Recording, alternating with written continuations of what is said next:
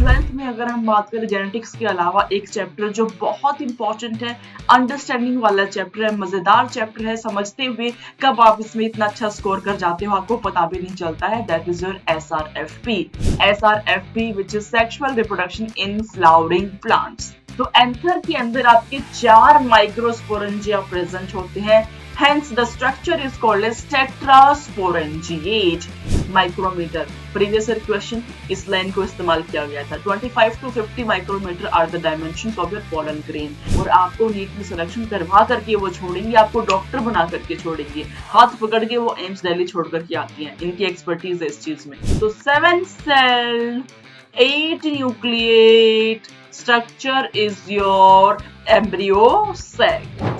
क्लिस्टोगैमेट्स जो closed flowers होते हैं, जो कभी ओपन ही नहीं होंगे।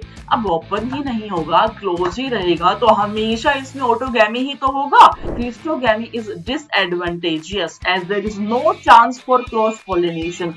स्कोर करना कितना इजी है, इस टाइप के क्वेश्चंस को सॉल्व करना कम समय में आप सॉल्व कर सकते हो। तभी तो आप हवा की बहाव में, हवा सा वो चलता जाएगा, ठीक है, हवा के बहाव में बहता जाएगा, लाइट है, नॉन स्टिकी है, तो flower has to be brightly coloured, सुंदर सा होना चाहिए, शोई होना चाहिए। ऑलराइट बच्चों, तो हमने आज की कक्षा में 10 क्वेश्चन सोल्व किए हैं टॉपिक्स के साथ में। 10 into 4 आ जाता है आपका 40 क्वेश्चंस। मेरे को कमेंट सेक्शन में जरूर बताना बच्चों। हेलो बच्चों, very good evening to all of you. This is your very own Beena Yadav. I welcome you all to infinity learn NEET by Shri Chaitanya. बच्चे, इन्फिनिटी लर्न नीट के प्लेटफॉर्म पे एनसीईआरटी सारांश लॉन्च हो चुका है। जेनेटिक्स हम ऑलरेडी कंप्लीट कर चुके हैं, दोनों चैप्टर्स। ट्वेल्थ में अगर हम बात करें जेनेटिक्स के अलावा एक चैप्टर जो बहुत इंपॉर्टेंट है, अंडरस्टैंडिंग वाला चैप्टर है, मजेदार चैप्टर है, समझते हुए कब आप इसमें इतना अच्छा स्कोर कर जाते हो आपको पता भी नहीं चलता है, that is your SRFP, sexual reproduction in flowering plants. हर साल काफी अच्छे नंबर ऑफ क्वेश्चंस इस चैप्टर से आते हैं। किस ईयर में क्या क्वेश्चंस आए हैं हम जरूर डिस्कस करेंगे। तो इस चैप्टर को भी हमने 2 पार्ट्स में डिवाइड किया है बच्चों। आज हम फर्स्ट पार्ट कंप्लीट करेंगे, नेक्स्ट क्लास में हम इसका सेकंड पार्ट कंप्लीट करेंगे। फर्स्ट पार्ट के साथ में जितने भी प्रीवियस ईयर क्वेश्चंस है, 2022 में कहां से क्वेश्चन आया था, 2021 में कहां से आया था, 2020 में कहां से आया था, एक एक क्वेश्चन को हम सॉल्व करते हुए चलेंगे। सारी लाइंस ऑफ एनसीईआरटी में कहां से एनसीईआरटी से सवाल को देखा गया है वो सब कुछ हम पढ़ते हुए देखते हुए चलेंगे। Alright everyone, so let's get started with our super amazing session on SRFP, which is sexual reproduction in flowering plants।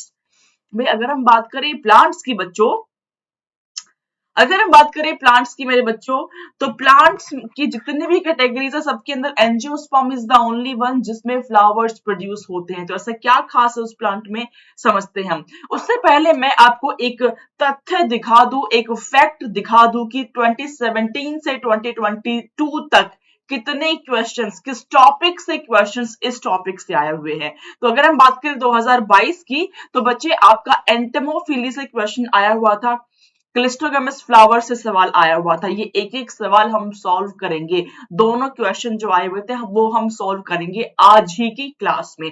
You just have to stay tuned with me throughout the lecture.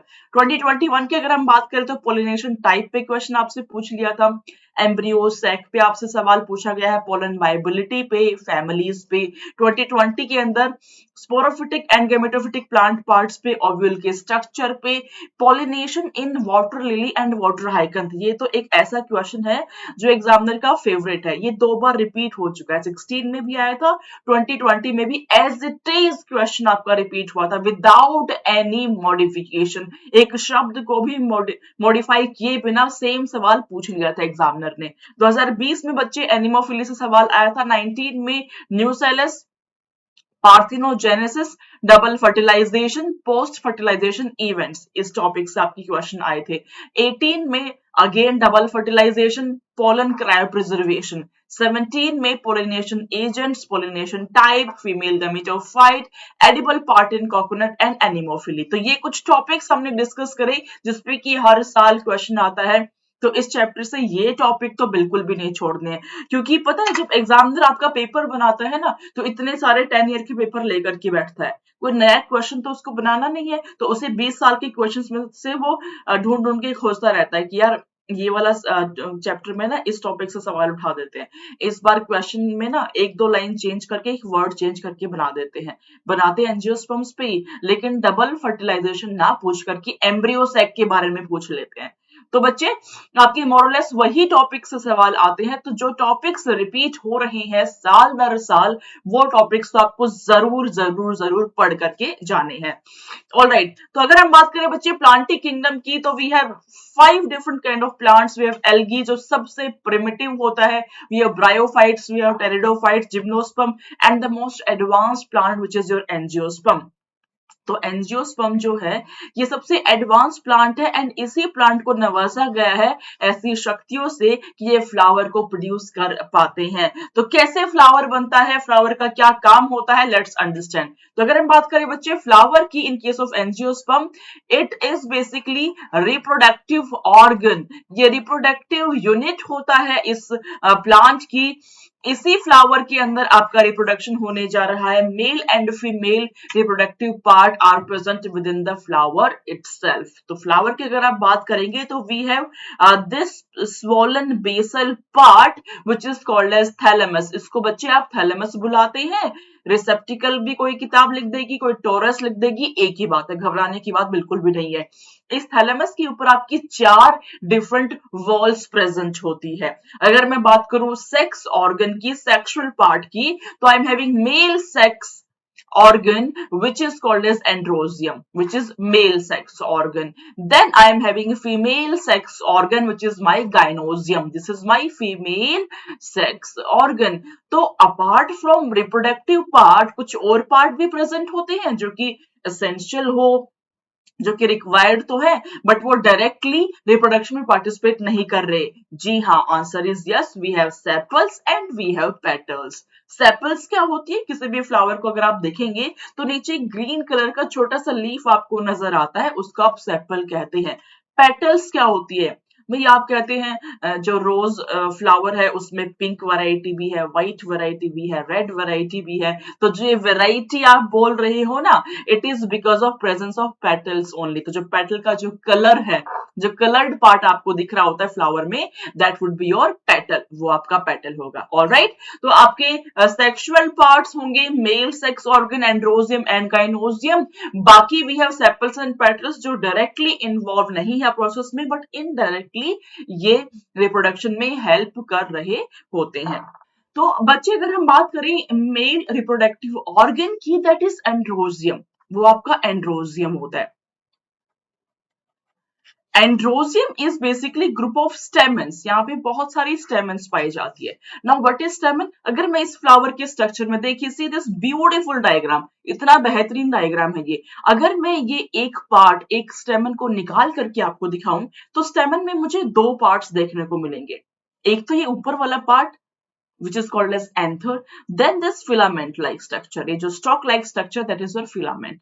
तो filament is the long and cylindrical stalk, anther is the terminal generally bilobed structure। ये bilobed structure होता है। क्या होता है bilobe, अभी हम समझते हैं। तो बच्चे स्टेमन में we have anther and we have the filament वाला पार्ट। अगर मैं बात करूं एंथर की, तो let's see the transverse section of anther. मैंने कहा bilobed, very very very important. Anther is a bilobed structure, it is a bilobed structure, माने इसमें 2 लॉब्स प्रेजेंट होती है। एंथर को मैं ट्रांसफर सेक्शन में कट करूं, ओपन करूं, तो मैंने देखा कि भैया ये मेरी 2 लॉब्स प्रेजेंट है, राइट। ये एक लॉब हो गई, ये दूसरी लॉब होगी। Secondly I say that this is dithecous, dithecous, and उसके बाद हम कहते हैं कि ईच लोब इज हैविंग 2 थिका, is having 2 थिका।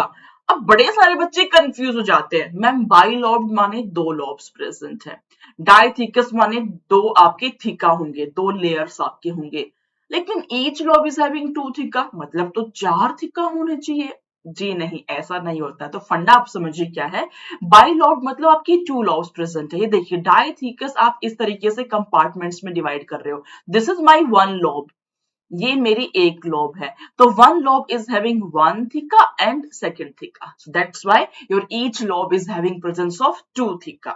ऑलराइट, थर्ड वर्ड जो आपके एग्जाम में आता है that is tetrasporangiate.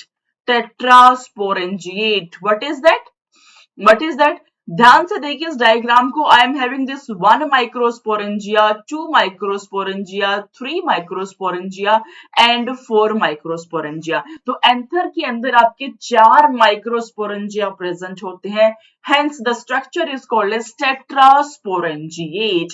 Every lobe is having 2 microsporangia. Since we are having 2 lobes, that why we are having 4 microsporangia. तो structure, typical structure of anther, question ऐसे आता है, प्रीवियस ईयर क्वेश्चन की मैं बात कर रही हूँ, आपसे पूछेगा examiner, typical structure of anther is bilobed, dithecous and tetrasporangiate. ये 3 बातें आपको पता होनी चाहिए एंड 4 नंबर आप अपने पॉकेट में लेकर के जाएंगे. ऑल राइट एवरीवन, तो चलते थोड़ा डिटेल में समझ लेते हैं हम इस माइक्रोस्पोरेंजियम के बारे में या एंथर के स्ट्रक्चर के बारे में. तो बच्चे मैंने आपको ट्रांसफर सेक्शन कट करके दिया. यहाँ पे बहुत सारी लेयर्स प्रेजेंट होती है जो कि इस माइक्रोस्पोरेंजियम को प्रोटेक्ट कर रही हैं. अंदर आपका पोलन ग्रेन भी बनना है, उसका भी प्रोटेक्शन अनिवार्य है. तो लेयर्स की हम बात करते हुए चलेंगे. आउटर मोस्ट लेयर आपकी होती है बच्चे एपिडर्मिस. अब मैंने बोल ही दिया आउटर मोस्ट, मतलब इसका जो फंक्शन होगा दैट वुड बी प्रोटेक्टिव. मेरी स्किन है, आउटर मोस्ट है, प्रोटेक्शन प्रोवाइड करती है. कोई भी माइक्रो ऑर्गेनिज्म, कोई भी बैक्टीरिया को मेरी बॉडी में इन्वेड करना है, the first line of barrier is skin. Skin को पार करना ही पड़ेगा. आउटर मोस्ट है, प्रोटेक्टिव है. सिमिलरली प्लांट में एंथर के केस में I am having epidermis which is the outer most protective layer. Then I am having endothecium, इसके अंदर का लेयर इज एंडोथीसियम. इसके अंदर I am having middle layer. ये 3 लेयर है जो डेहिसेंस में हेल्प कर रही है, जो रप्चरिंग में आपकी हेल्प करती है. And the inner most layer my dear students is tapetum. The inner most layer is your tapetum. लिख देती हूँ यहाँ पे, it is innermost layer. Tapetum के अंदर आपके प्रेजेंट है जी स्पोरोजेनस टिश्यू. स्पोरोजेनस टिश्यू में ही आगे चल के आपका माइक्रोस्पोर बनेगा एंड पोलन ग्रेन्स बनेंगे. थोड़ा विस्तार से समझ लेते हैं. पहले हमने बात करी बच्चे epidermis, endothecium and middle layer की. इनका फंक्शन की बात करें, प्रोटेक्शन प्रोवाइड करना. They helps in dehiscence of anther to release the pollen. What is dehiscence? आगे चल के जब ये एंथर रप्चर करेगा, बिकॉज पोलन ग्रेन्स तो आपकी अंदर फिल्ड है, बहुत सारे फील्ड होते हैं, तो उसको बाहर भी तो निकालना है ना. बाहर कैसे हम निकालेंगे? इसको, स्ट्रक्चर को रप्चर करके. Rupturing of that structure is called as dehiscence. So there would be dehiscence of anther and the pollen grains will be released out. All right. Then we have the most important layer which is called as tapetum. जहां से कि आपके questions आते हैं, जहां से आपके question आते हैं, जैसे tapetum. Tapetum first point inner most layer होता है. सेकंड पॉइंट, ये नरिशमेंट प्रोवाइड करता है पोलन ग्रेन को. थर्ड पॉइंट, जो सेल्स हैं टेपिटम की, they have dense cytoplasm and more than 1 nucleus is found. तो मल्टी न्यूक्लिएट कंडीशन में बच्चे मेरे पाया जाता है आपका टेपिटम. मल्टी न्यूक्लिएट कंडीशन में नरिशमेंट प्रोवाइड करता है, मल्टी न्यूक्लिएट कंडीशन में पाया जाता है. And one more thing, it secretes a substance which is called as sporopollenin. Very important. Sporopollenin. This is the most resistive substance still known on the earth. धरती पे जितने भी सब्सटेंस है, सबसे रेजिस्टिव सब्सटेंस है स्पोरोपोलेनिन. क्यों? कोई acidic condition, कोई एल्कलाइन कंडीशन इसको डिग्रेड नहीं कर सकती है. There is no enzyme till now so far. अब तक कोई एंजाइम डिस्कवर नहीं किया गया जो कि इसको डिग्रेड कर पाए, जो कि इसको तोड़ पाए. तो ये सबसे रेजिस्टिव केमिकल होता है. क्यों होता है इसकी हम बात करेंगे आगे. नेचर ने ना हर चीज बड़ा ही सोच समझ के बनाई हुई है, राइट. तो टेपिटम की जो लेयर्स होती है वो बनाती है बच्चे स्पोरोपोलेनिन. अब इनसाइड में आपके फिल्ड है बच्चों ये वाली sales which is called as sporogenous tissue.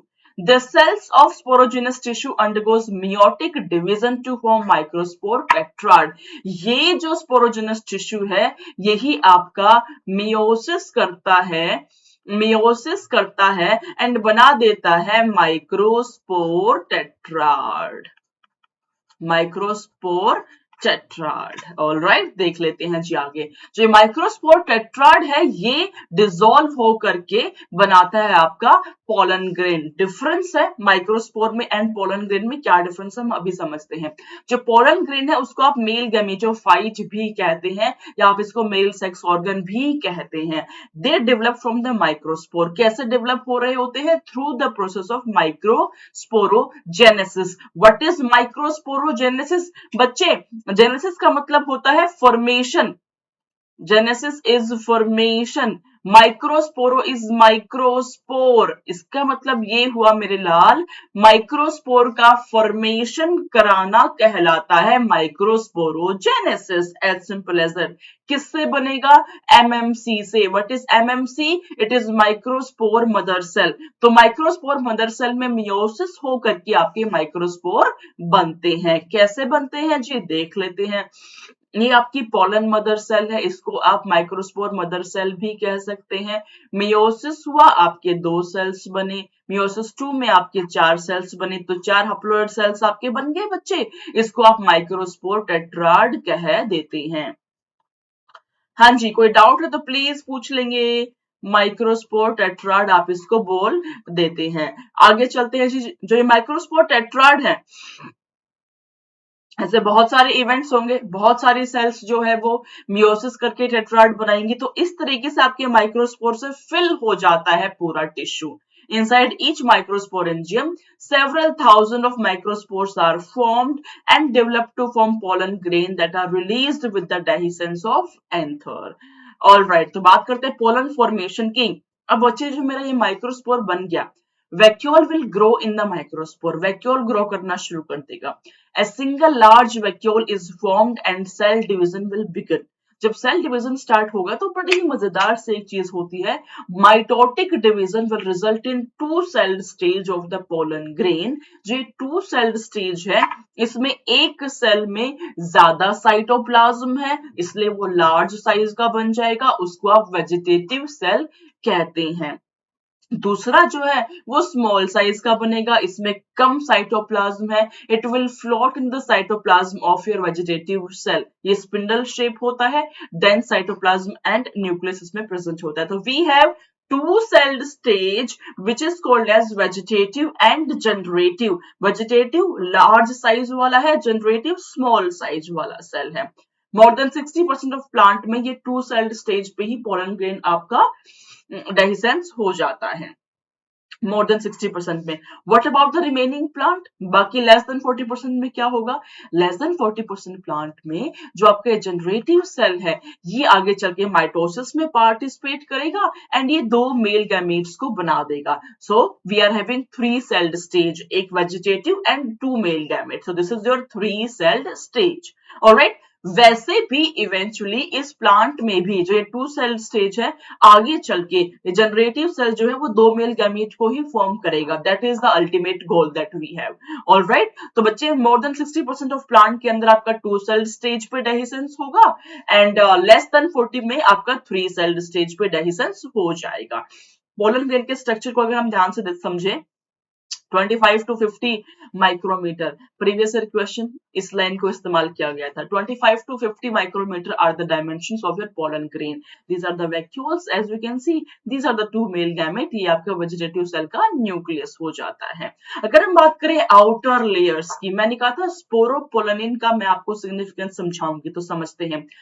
Outer most layer मेरे प्यारे बच्चों इज एक्साइन। बाहर वाला लेयर ये देख रहे हो जो कि आपको इरेगुलर दिख रहा है, दैट इज योर एक्साइन।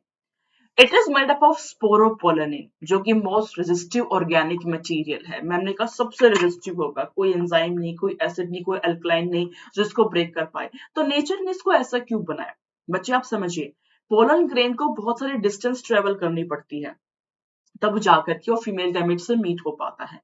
अब जो डिस्टेंस ट्रेवल करनी है, जरूरी तो नहीं है कि बड़ी ही अच्छी फेवरेबल कंडीशंस में ही वो ट्रेवल करे।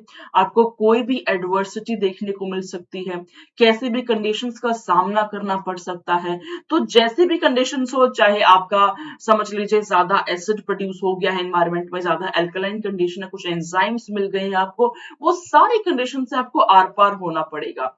राइट बच्चों। तो इसके लिए वी हैव स्पोरोपोलिन का कोटिंग, हमने पोलन ग्रेन की पैकिंग ऐसे कर दी है कि कैसे भी कंडीशंस हो ये डिस्टर्ब नहीं होगा, ये डिसरप्ट नहीं होगा, एज इट इज ये पहुंच जाएगा अपने प्लांट के पास, राइट बच्चों। तो इसीलिए स्पोरोपोलिन को यूज किया जाता है which is the most resistive organic substance still non on the earth. अब बात यह जाती है, चलो आपने पैकिंग तो कर दी, इतनी कीमती चीज थी आपके मेल गैमेट, आपने पैकिंग इतना जबरदस्त तरीके से कर दी, बट आगे चल के जब स्टिग्मा पे लैंडिंग हो जाएगी तब मेल गैमेट को बाहर कैसे निकालेंगे? तो उसके लिए we have this apertures which is called as germ pore, इसको आप जर्म पोर कहते हैं। ये अपर्चर के थ्रू ही आपका पोलन ट्यूब का फॉर्मेशन होगा। तो नेचर ने हर चीज को सूझबूझ समझदारी से एक प्लेस पे रखा हुआ है। ऑलराइट बच्चे, भाई स्पोरोपोलिन की रिक्वायरमेंट थी, इसको भी यूज कर लिया, पोर्स की रिक्वायरमेंट थी, जंप पोर भी इंट्रोड्यूस कर दिए ताकि दोनों ही रिक्वायरमेंट्स आपकी मीट हो पाए। ऑलराइट, देन इनर लेयर, ये तो बात हो गई जी आउटर लेयर की जो कि इरेगुलर है। अगर हम बात करें इनर लेयर की मेरे प्यारे बच्चों, इट इज इंटाइन, ये थिन होती है। We have thin inner layer which is called as intine, ये कॉन्टिन्यूअस लेयर है। ये अगर हम इसके मटेरियल की बात करें, it is made up of cellulose and pectin, ये इन दो से मिलकर के बना हुआ है। राइट बच्चों, आई थिंक पोलन ग्रेन का structure everything you are thorough with this topic. Any doubt? Questions कराऊंगी फिर आपको मार पड़ेगी अगर क्वेश्चंस गलत किए तो। I think you are thorough with the topic. आगे बढ़ते हैं, pollen allergy, very important MCQ alert, यहां से सवाल आपका पूछ लिया जाता है मेरे प्यारे बच्चों। Pollen grain they can cause allergy. In fact आप देखना नेचर में जब डिस्पोज हो जाती है पोलन ग्रेन तो वो रेस्पिरेटरी डिसऑर्डर भी कॉज कर सकती है, अस्थमा, ब्रोंकाइटिस। कुछ लोगों को होती है ना पोलन एलर्जी, ब्रोंकाइटिस हो गया जी, अस्थमा हो गया जी, है ना, that is due to allergy of pollen grain. Parthenium is such an example, contaminants of imported wheat होता है, ये वाइड स्प्रेड है इंडिया के अंदर, right. Next is pollen viability, very important topic, MCQ alert। previous year में बहुत सारे सवाल आए हुए हैं। Let's understand what is pollen viability। बच्चे, जब आपकी पोलन ग्रेन का डेहिसेंस होकर के वो रिलीज हो गई है प्लांट से, रिलीज होने के बाद स्टिग्मा पे पहुंचने तक कितने टाइम तक वो वाइबल रह सकता है, कितने टाइम तक वो फंक्शनल रह सकता है, that is called as pollen viability. तो ये जो पोलन वाइबिलिटी है, कितने टाइम तक फंक्शनल रहेगा, it is different in various plant, हर एक प्लांट में अलग अलग होता है। अगर हम बात करें राइस एंड व्हीट प्लांट की तो 30 minute, 30 minutes is the time. Rice and wheat के केस में 30 minute is the pollen viability. अगर मैं बात करूं रोजिएसी, लेगुमिनेसी, सोलेनिएसी की, तो कुछ महीने तक भी अगर पोलन ग्रेन इधर से उधर घूमता रहे तो इट विल बी वाइबल। महीनों के बाद भी अपने डेस्टिनेशन पे पहुंच रहा है तो ये भली भांति अपने फंक्शन को परफॉर्म कर पाएगा। Alright, last but not the least point, which is again very important point of NCERT, pollen grains can be stored at -196 degree Celsius in liquid nitrogen। pollen bank में आप इसको स्टोर कर सकते हो -196 degree Celsius temperature पे। All right everyone, हम complete कर चुके हैं इस चैप्टर के इस टॉपिक को विच इज माइक्रोस्पोरोजेनेसिस। हम देख लेते हैं आप में से कितने बच्चों को समझ आ गया है अच्छे से। नीट 2021 का लेटेस्ट क्वेश्चन आप बच्चों के सामने है, देखती हूँ कितने बच्चे इसको सोल्व कर पाते हैं। हाँ जी, अब इतने अच्छे से पढ़ चुके हो, आपको 10 सेकंड से ज्यादा नहीं लगना चाहिए इस क्वेश्चन को सोल्व करने में। You should not take more than 10 seconds. In some members of which of the following pair of family pollen grain retain their viability for months after release? अभी हमने पढ़ा है Rosaceae, Leguminaceae. These are the two example. Answer is option number A. Second question, NEET 2018 में आया हुआ है, again it is latest question। 2018 का solve कीजिए, NCERT की डायरेक्ट लाइन से सवाल को उठाया हुआ है। Pollen grains can be stored for several years in liquid nitrogen having a temperature of -196 degrees Celsius. That is the correct answer. Next question, NEET 2018, latest question. Again, I'm giving you 10 seconds for this question. Come on, everyone, solve. 10 seconds. Which of the following has proved helpful in preserving pollen? As a fossil आप preserve कर पाते हो, ऐसी क्या अलग सी बात है pollen के अंदर। Oil content, cellulosic intine, pollen kit, yes, sporopollenin, yes, of course it is sporopollenin, which is the most resistive organic substance, अब तक का जाना जाने वाला सबसे resistive organic substance will be your sporopollenin. Alright बच्चे, पार्टली चलते हैं हम अपने नेक्स्ट टॉपिक पे, which is the female sex organ. Female sex organ की अगर हम बात करें तो it is your pistil, gynoecium, single unit is pistil. Pistil में we have stigma, style and ovary. Stigma वाला जो पार्ट, ये वाला part, this is the landing platform for pollen grains. ये लैंडिंग प्लेटफॉर्म होता है मेरे प्यारे बच्चों, landing platform for pollen grains. जो स्टाइल है ये इलोंगेटेड स्ट्रक्चर है, and this basal swollen part my dear kids is ovary. Ovary, ovary के अंदर झांक करके देखते हैं तो बच्चे ये आपका ओवरियन कैविटी है, and this is the placenta, and these are the ovules which are attached. तो ओव्यूल्स ओवरी से अटैच्ड है थ्रू प्लेसेंटा, राइट। ये ट्रांसफर सेक्शन आपका ओवरी का है। चलते हैं जी आगे, थोड़ा डिटेल में समझ लेते हैं ओव्यूल के बारे में। ओव्यूल को आप मेगास्पोरेंजियम भी कहते हैं, विच इज फीमेल गैमेटोफाइट। देखते हैं जी आगे कैसे फीमेल गैमेटोफाइट बना। थोड़ा सा इसके ओव्यूल के स्ट्रक्चर को पहले हम समझ लेते हैं। तो इस डायग्राम को आप देखिए बच्चे, this is the typical structure of ovule. Ovule की अगर मैं बात करूं बच्चे, ये ओव्यूल का मेन बॉडी है, and this is the stalk of the ovule. Stalk of the ovule is called as funicle. The main body is joined to the stalk of the ovule with the help of hilum. So hilum is the point of attachment of funicle with ovule body. Very important line of NCERT. Hilum, which is this part, it is the point of attachment of funicle with the ovule body. Now I am having protective layers, which is called as integuments. I am having outer integument and inner integument. दो integument present होते हैं। Integuments के अंदर में जो mass of sales है, which is called as nucellus. Nucellus is the mass of cells inside the integument. Cells have abundant food reserve, right? Moving on to, ये जो इंटेग्यूमेंट है ये कवर कर रहा है पूरे बॉडी को एक्सेप्ट दिस पार्ट। ये जो पार्ट है, जो टिप है न्यूसेलस का, which is not covered by integument. This small opening, my dear kids, is called as micropyle. इसको आप माइक्रोपाइल कहते हैं। माइक्रोपाइल के जस्ट ऑपोजिट एंड पे this end, this is called as chalazal end, इसको आप चैलेजल कहते हैं। Embryo sac is located inside the nucellus. Embryo sac को आप फीमेल गैमेटोफाइट कहते हैं। ऑलराइट बच्चे, तो हमने पढ़ाई करी है किस चीज की, हाइलम क्या होता है, the point of attachment of your ovule with the stalk of the ovule. Body का स्टॉक से attachment point is hilum. Integument protective layers होती है, nucellus mass of the cells होता है जो इंटेगुमेंट में प्रेजेंट है।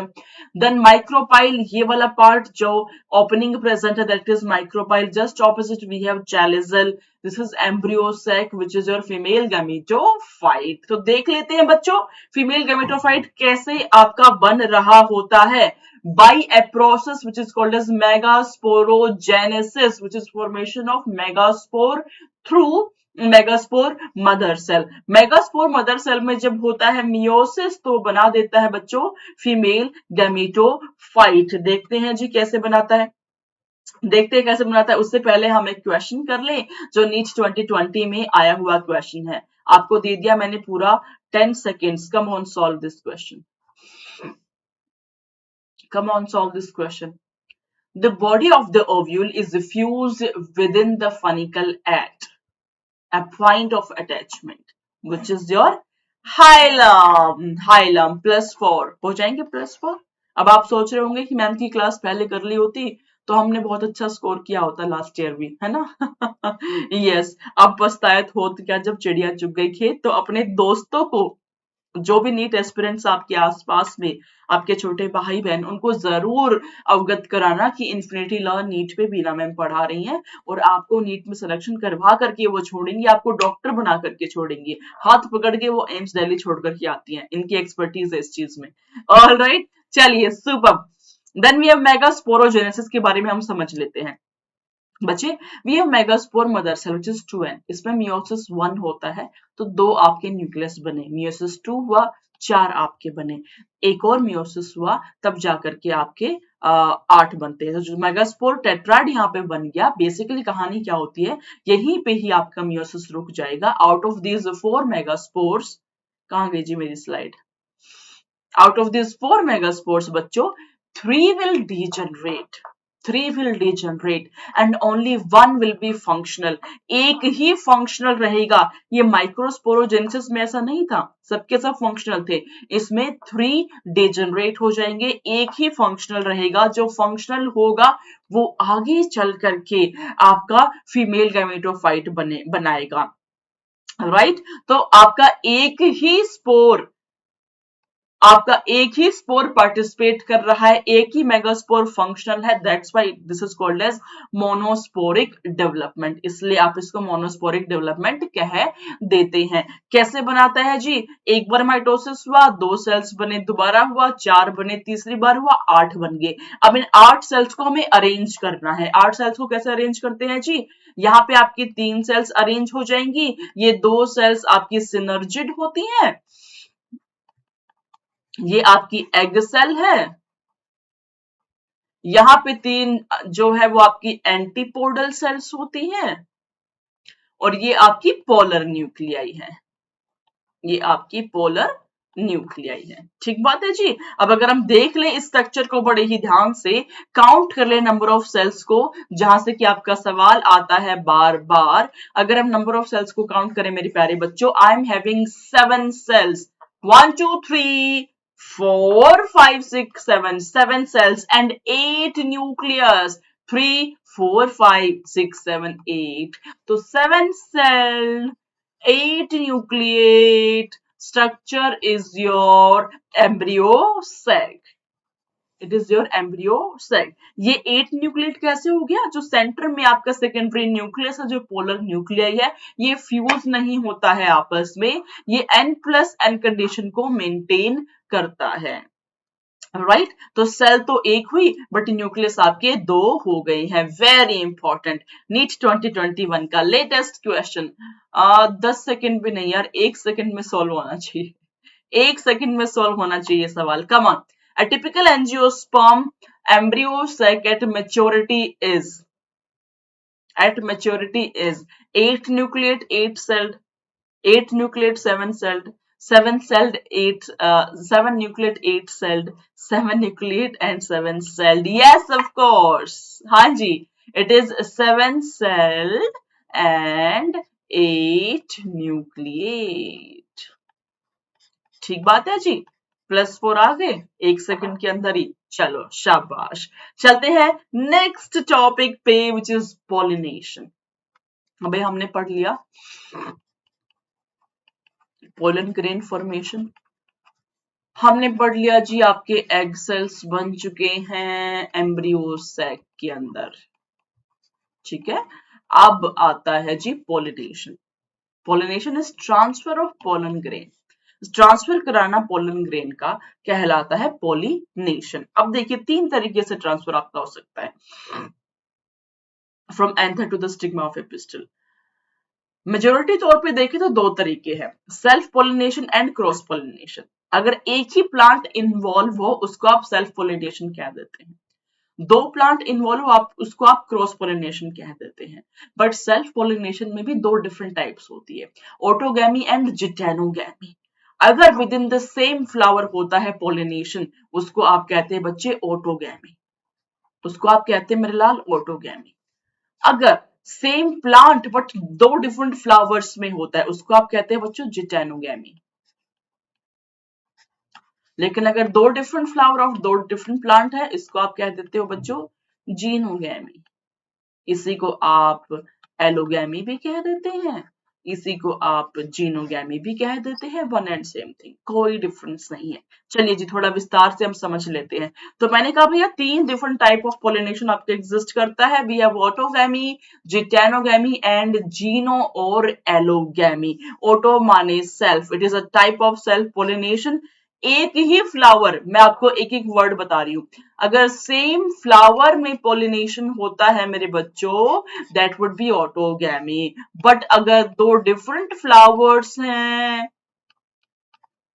प्लांट सेम है, सेम प्लांट डिफरेंट फ्लावर, जिटेनोगैमी। दो डिफरेंट फ्लावर हैं एंड प्लांट भी डिफरेंट है, दो प्लांट की हम बात कर रहे हैं, दैट वुड बी जीनोगैमी। तो बड़ी सिंपल सी बात है, जीनोगैमी में since two different plants are involved, that's why it will be genetically different flower यहाँ पे प्रेजेंट है। एंड जिटोनोगैमी एंड ऑटो में आपका एक ही प्लांट है तो जेनेटिकली वो सिमिलर होगा। ऑलराइट, चलिए जी विस्तार से समझ लेते हैं ऑटोगैमी को। ये बात हम समझ चुके हैं, सेम फ्लावर के अंदर होगा।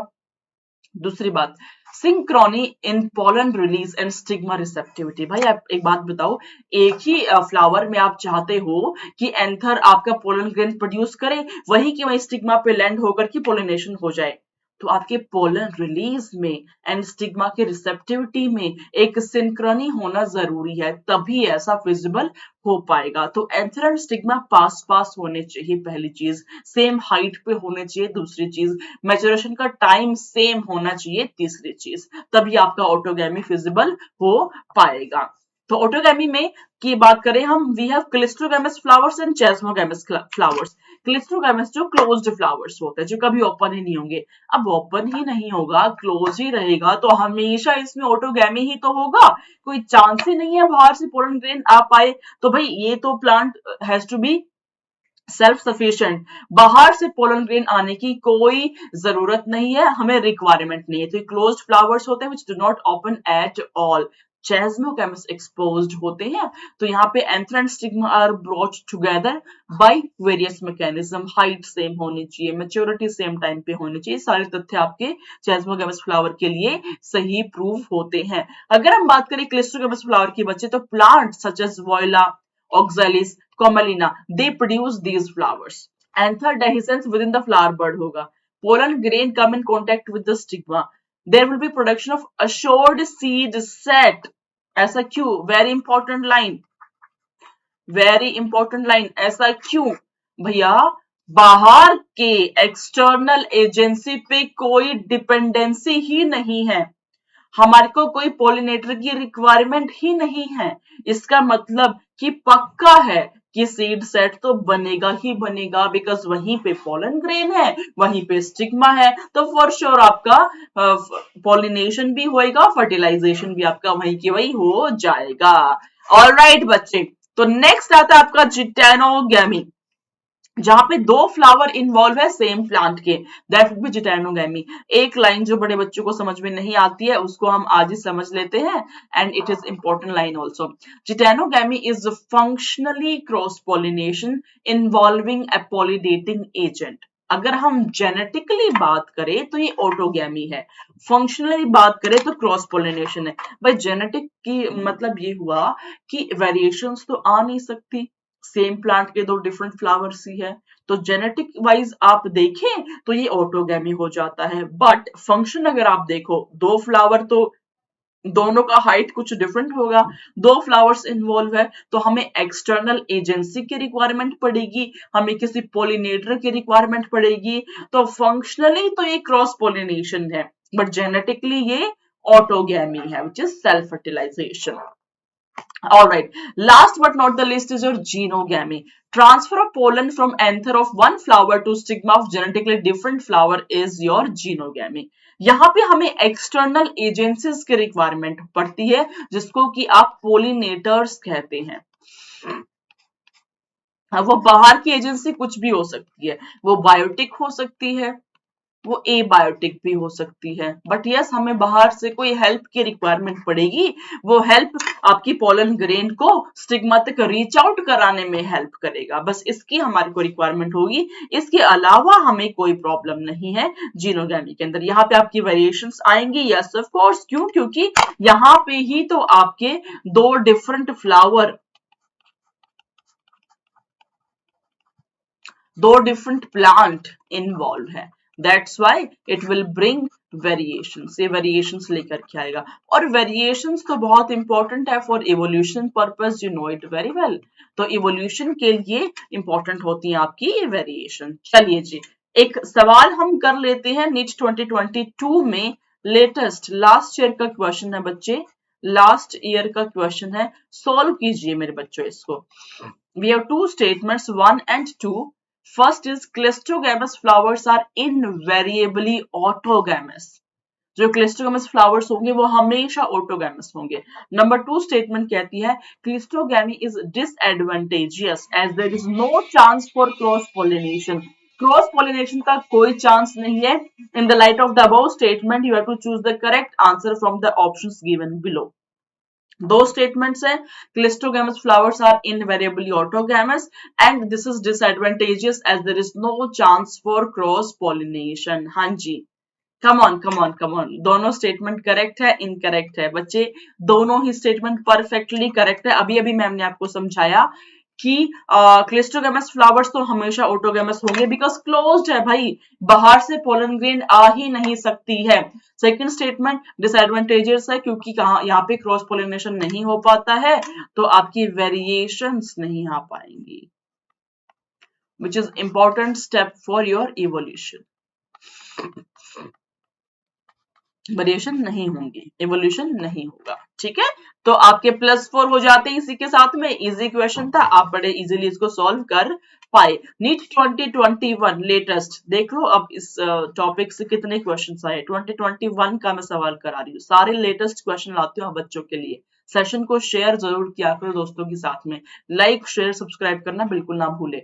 हाँ जी, the term used for transfer of pollen grain from anther of one plant to stigma of a different plant which during pollination bring genetically different type of pollen grain to stigma।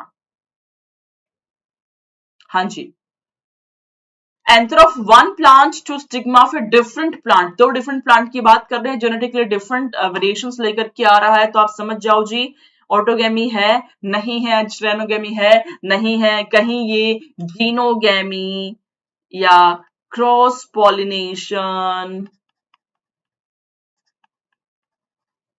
या allogamy तो नहीं है। जी हाँ, simple सी बात आपको समझाई थी, autogamy same flower same plant, geitonogamy different flower same plant, xenogamy different flower different plant. इतना सही सवाल आपसे पूछा हुआ था, कितना इजी है 4 नंबर स्कोर करना, कितना इजी है इस टाइप के क्वेश्चंस को सॉल्व करना, कम समय में आप सॉल्व कर सकते हो। अच्छा स्कोरिंग टॉपिक है बच्चे, तो इस चैप्टर को तो एकदम ऐसे घोट के पी जाना है बिल्कुल आप बच्चों ने, ठीक है। इस चैप्टर को बिल्कुल भी नहीं छोड़ना है, घोट करके पी जाना है।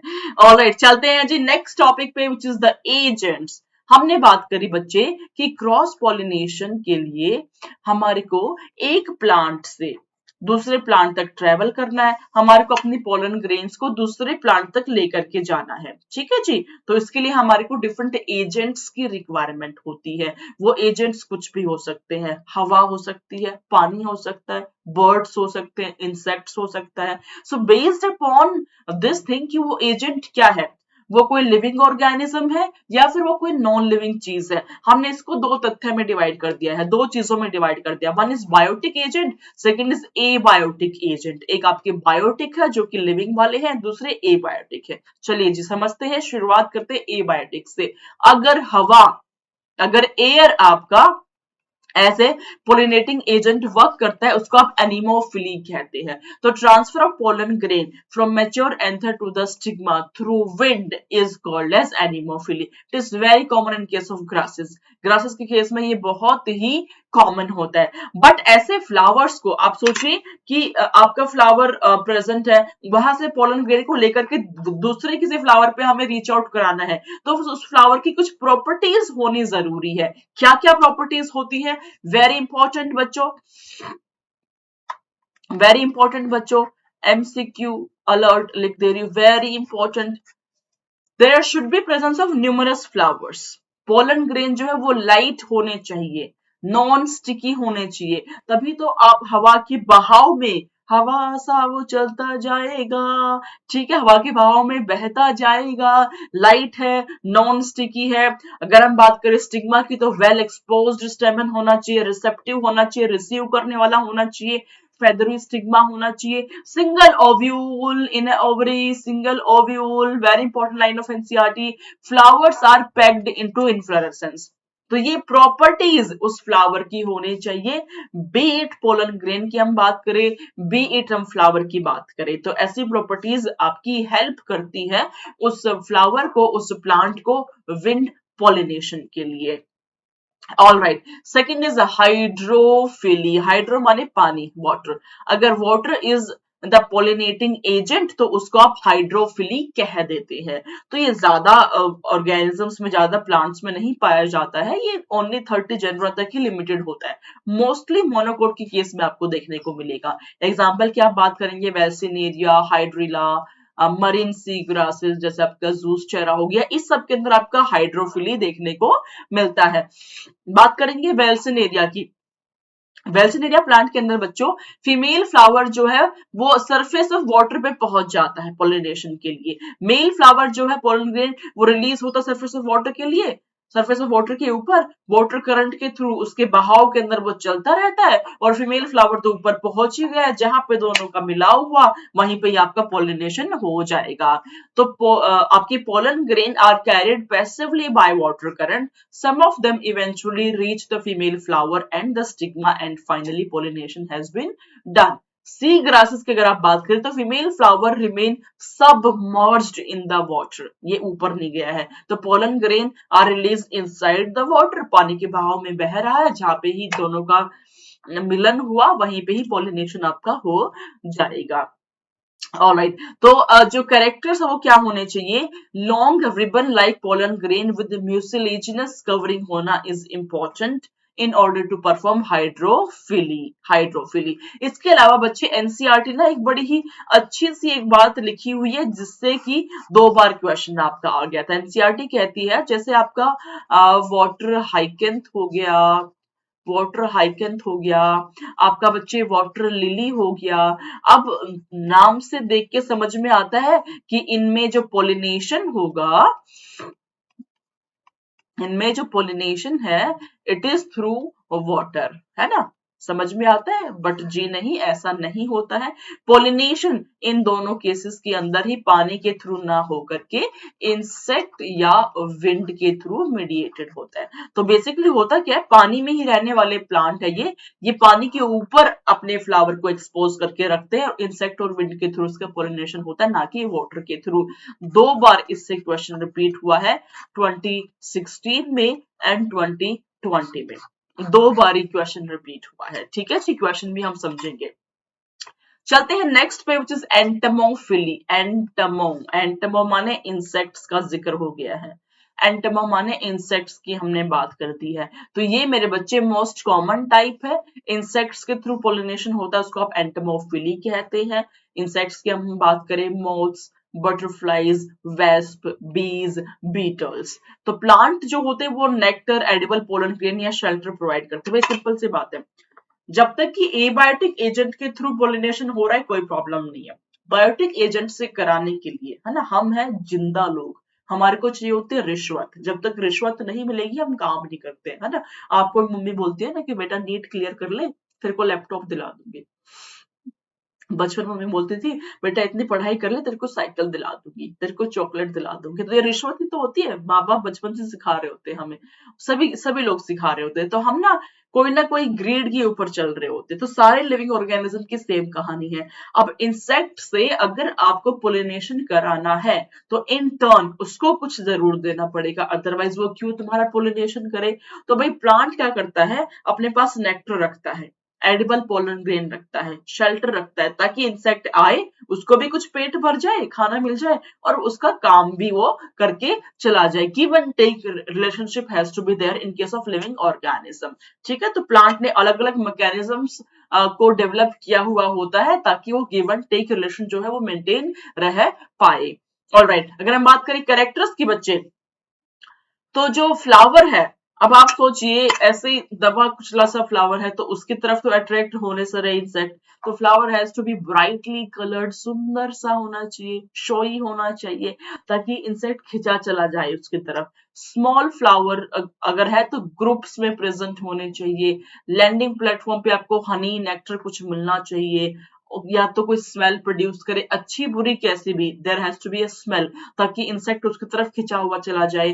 सिक्रेशंस ऑफ नेक्टर्स कर दिए, ये सारे कैरेक्टर्स होना अनिवार्य है, तभी आपका इंसेक्ट के थ्रू पोलिनेशन हो पाएगा, right. And safe place to lay eggs भी होता है। अमोर्फोफेलेस के केस में क्या होता है, फ्लावर अपने अंदर ही एग को ले करने का स्पेस दे देता है, शेल्टर दे देता है, ताकि फ्लावर का पोलिनेशन हो गया एंड इंसेक्ट का भी अपना काम चल गया। तो give and take has to be there, right. Then we have ornithophily. Ornitho का मतलब होता है बच्चे बर्ड्स। तो कुछ कुछ बर्ड्स भी ऐसे कुछ कुछ फ्लावर्स में बर्ड्स जो है वो आपके पोलिनेशन को परफॉर्म करते हैं। सन बर्ड, हमिंग बर्ड जो है वो घूमते घूमते इन्होंने कब पोलिनेशन करते हैं पता भी नहीं चलता है। देन वी हैव चिरोप्टरोफिली, बैट्स के through long distance pollen transfer possible होता है चिरोप्टरोफिलो की थ्रू। काफी माइन्यूट होता है बट यस ये भी आपके as a pollinating agent work करते हैं।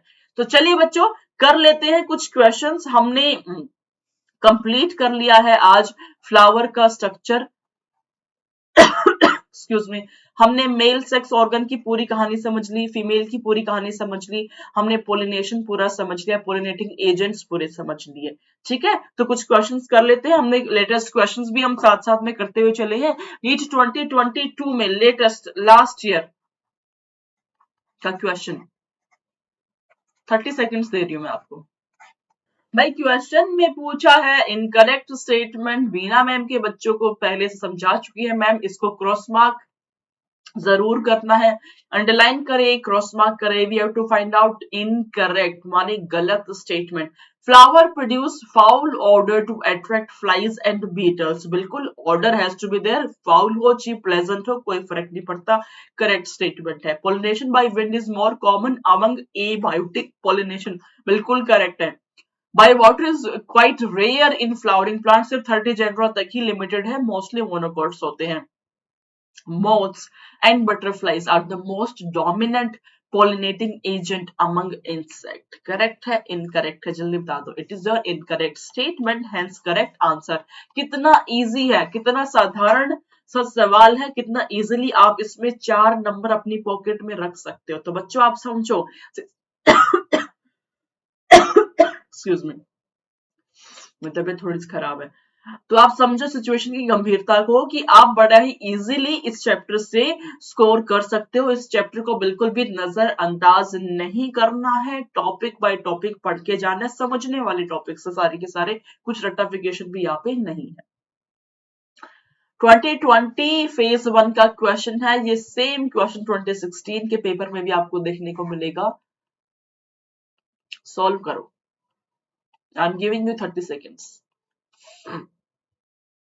In water hyacinth and water lily, pollination takes place by, अब वाटर पढ़ के ना सारे बच्चे वाटर वाटर वाटर इसमें कंफ्यूज हो जाते हैं, है ना। ए बी डी में से कोई आंसर है, बट आंसर क्या है समझ नहीं आ रहा है ना, ऐसा सोच रहे होंगे, बट एक्चुअल में इट इज इंसेक्ट और विंड। एनसीईआरटी की डायरेक्ट लाइन है बच्चों, एनसीईआरटी की डायरेक्ट लाइन है मेरे बच्चों, खोल करके देख लेना, वाटर पोलिनेशन वाले पार्ट के अंदर आपको लास्ट में लिखा हुआ है। ठीक है, वेरी इंपॉर्टेंट क्वेश्चन, 4 नंबर आप फ्री में आपको मिल रहे हैं, आप ये मान के चलो इस क्वेश्चन की। तो इंसेक्ट और wind would be the correct answer. All right, next question. NEET 2020 का फेज 2 का सवाल है। I am giving you 30 seconds to solve this question. Which of the following is incorrect for wind pollinated plants? Incorrect. Bina ma'am कहती हैं बार बार incorrect को underline करके cross mark कर लो ताकि ब्रेन में एक सिग्नल चला जाए कि भैया मुझे गलत स्टेटमेंट फाइंड आउट करनी है, सही स्टेटमेंट नहीं फाइंड आउट करनी है। आते हुए क्वेश्चन को गलत करके आओगे, आने के बाद बहुत रोओगे बच्चों, आता था फिर भी गलत कर दिया, नहीं आता गलत करो कोई दिक्कत नहीं, आता हुआ गलत करने से बहुत ही प्रॉब्लम होती है बच्चों। ठीक है ना, तो अपना ज्ञान चक्षु ओपन रखना है, चारों खाने चित होने चाहिए एकदम।